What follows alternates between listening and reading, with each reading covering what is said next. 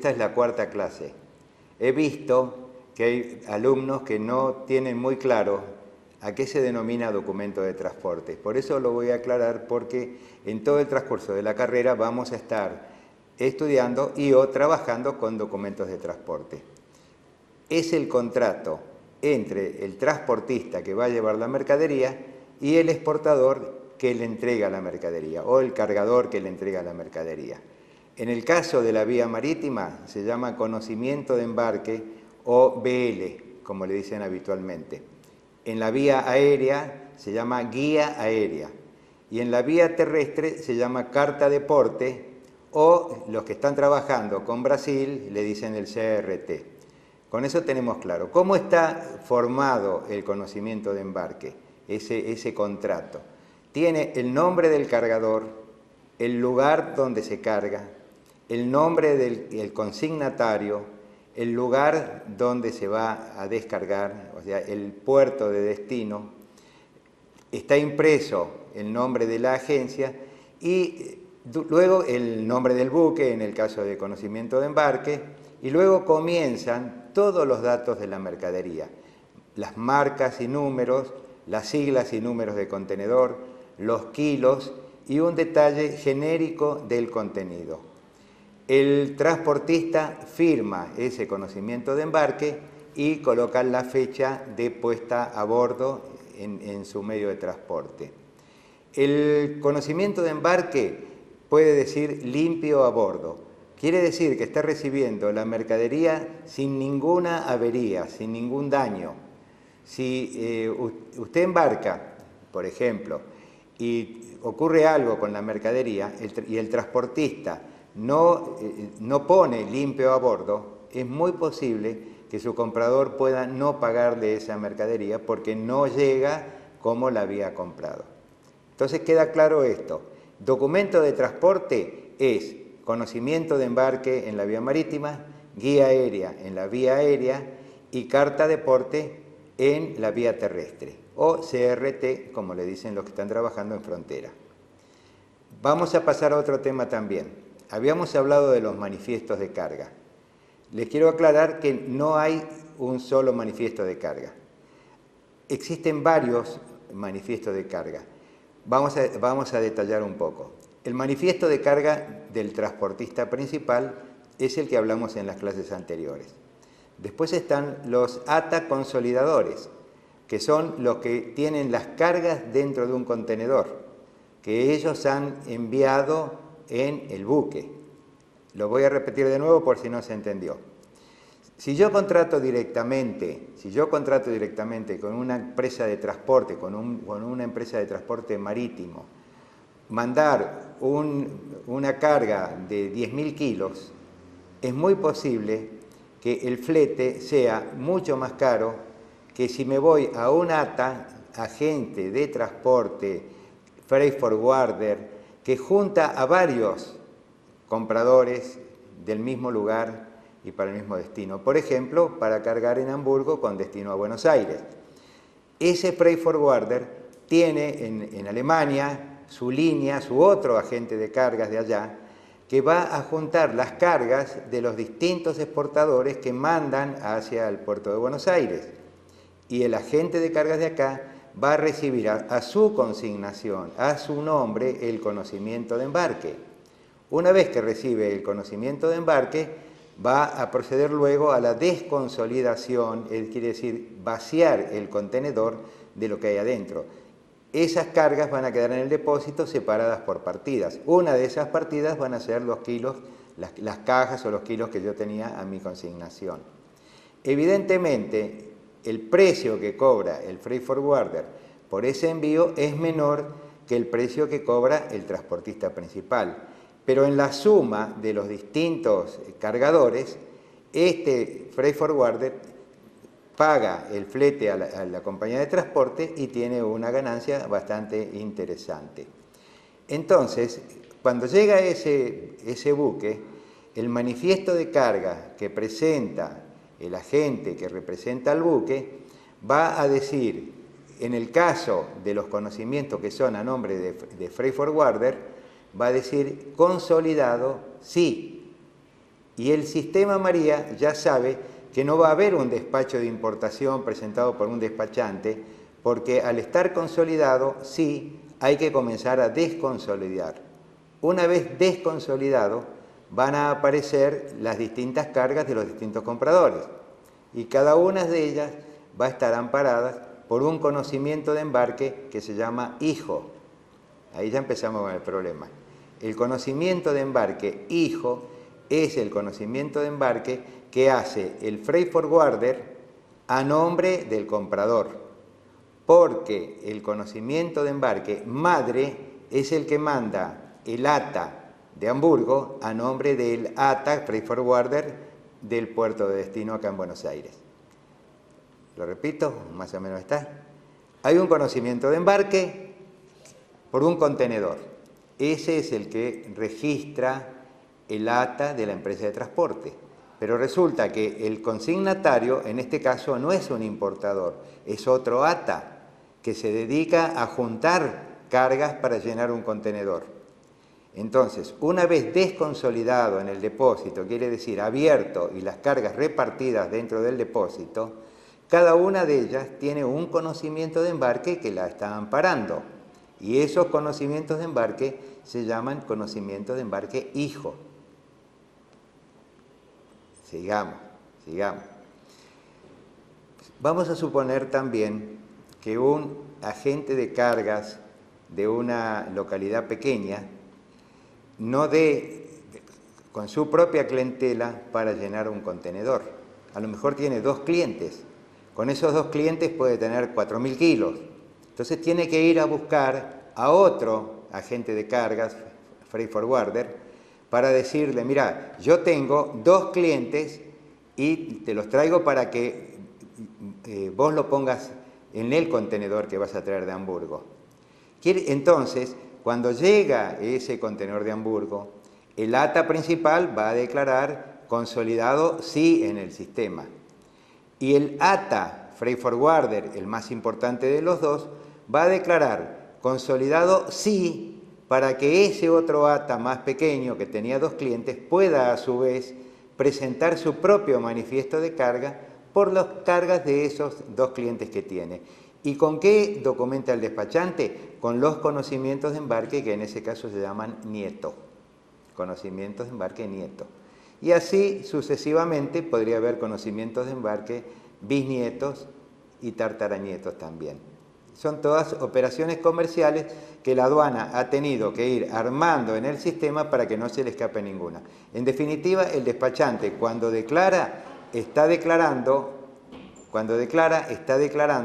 con referencia al conocimiento de embarque consignado a su cliente.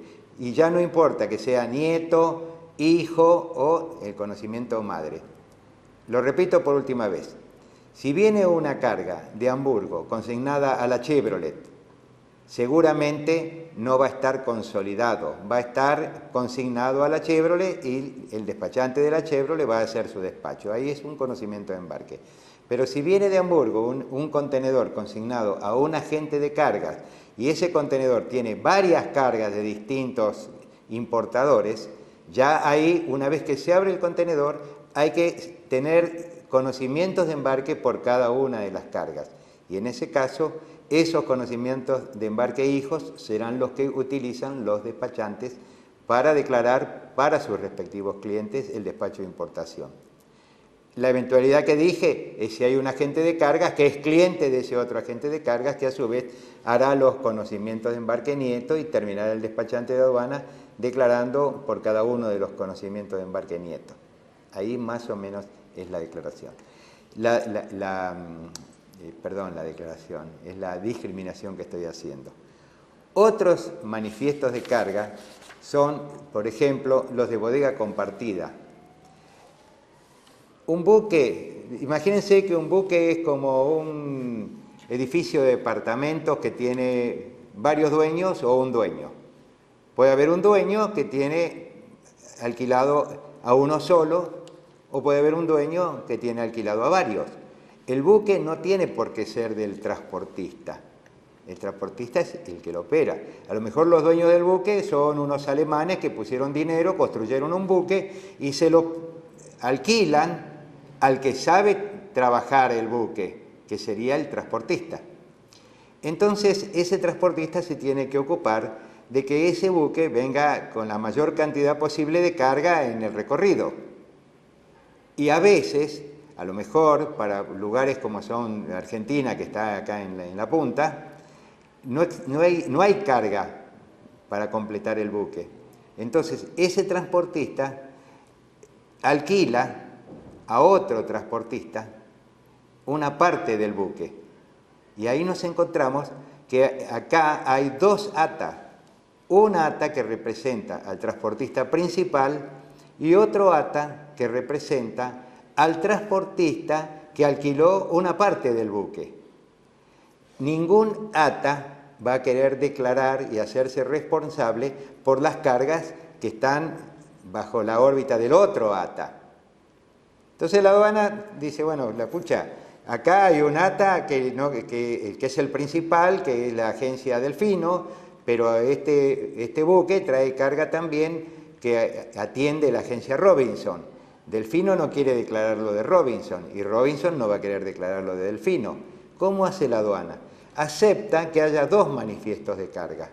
Un manifiesto de carga que declara el ATA principal, que atiende siempre al transportista, y otro manifiesto de carga que declara el otro ATA que representa al otro transportista que alquiló eventualmente espacio de bodega en ese buque.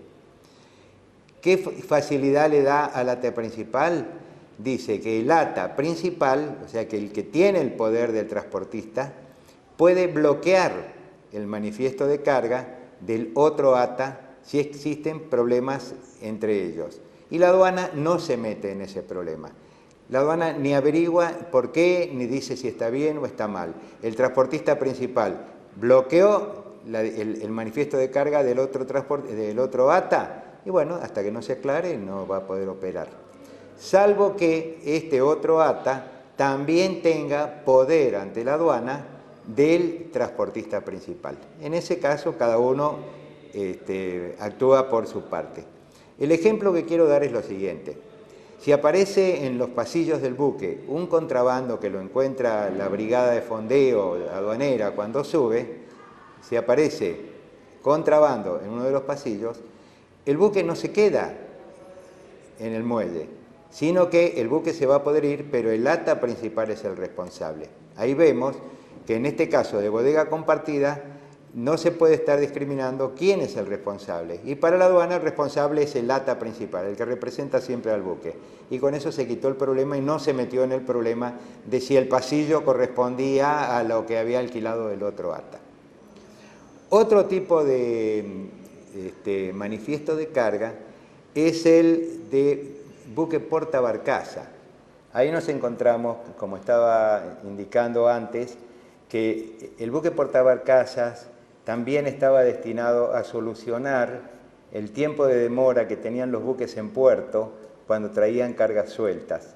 Tuvo la mala suerte, en todo caso, el buque portabarcaza, que otro inventó el contenedor y el contenedor ganó esa especie de carrera porque en este momento todo es con contenedor.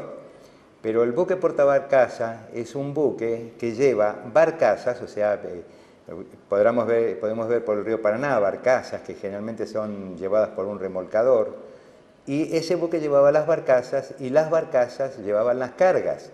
O sea, un buque puede llevar 8 barcazas y esas 8 barcazas tienen adentro las mercaderías. Entonces, el buque puede llegar cerca del puerto, a lo mejor por su calado no puede llegar hasta el puerto, y descarga las barcazas y las remolcan hasta el puerto. Y en ese caso lo están esperando las barcazas de exportación que ya tienen las cargas de exportación de ese puerto. Quiere decir que rápidamente ese buque puede estar en un día o 2 días yéndose nuevamente, habiendo descargado las barcazas con mercaderías de importación y cargado las barcazas que tenían mercaderías de exportación de ese lugar. ¿Cómo solucionaba la aduana eso? Bueno, hacía presentar un manifiesto de carga al ATA por el buque con el detalle de las barcazas que traía. y un manifiesto de carga por cada una de las barcazas con el detalle de las cargas que tenía cada barcaza, o sea, con los conocimientos de embarque que amparaban a la mercadería que traía cada barcaza. Con eso entonces tenía controlada toda la declaración del buque portabarcaza. Por último, les voy a mencionar el Manifiesto Internacional de Carga, Declaración de Tránsito Aduanero, que se utiliza en la vía terrestre, conocido como MIC-DTA.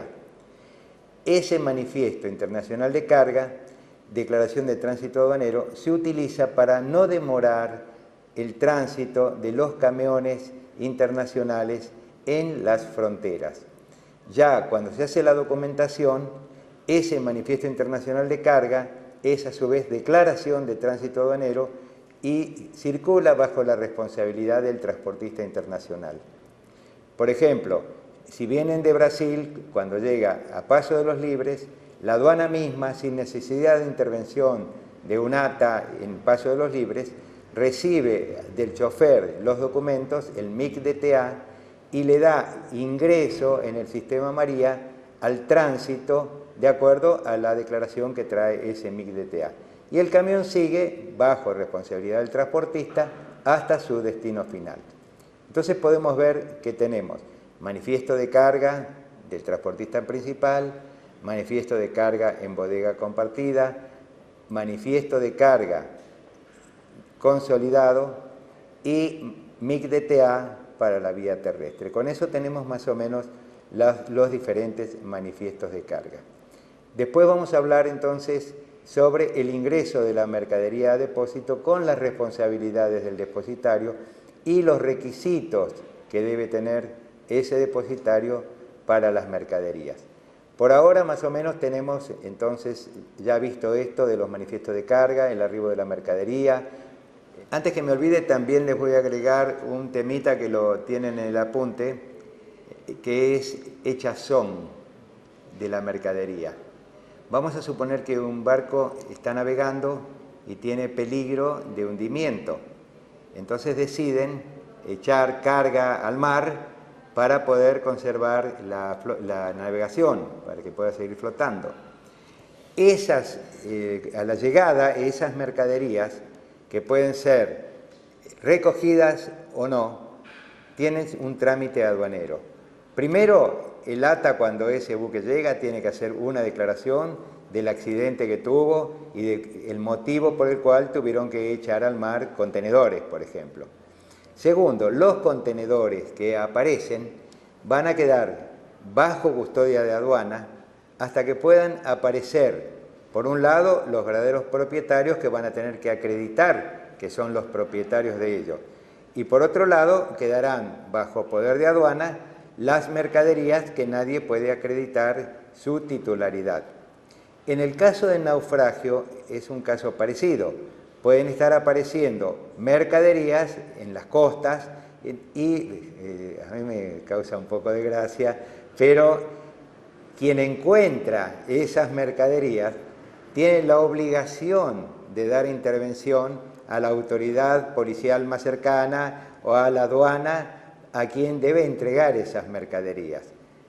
Yo hasta ahora, por lo que sé, es que no ha ocurrido, o no hubo naufragios o no hubo encuentros de mercadería, porque no sé de nadie que haya dicho que encontró una caja flotando y se la entregó a la aduana. Si algún alumno tiene noticia de algo de eso, me la hace saber y se la comentamos al resto de los alumnos. Entonces ya vemos, hechazón es echar al mar la mercadería. Naufragio es cuando el buque naufraga y entonces esa mercadería va a aparecer flotando en las costas. Con eso tenemos más o menos la idea de que en todos los casos hay que darle intervención al servicio aduanero. Con eso más o menos podemos trabajar, no se nos da habitualmente, está dentro del Código Aduanero el prevenir la posibilidad de esos casos de naufragio, casos de problemas de la navegación que originan que las mercaderías deben ser arrojadas al mar. Bueno, muy bien, ahora sí. Hasta luego entonces. Chao.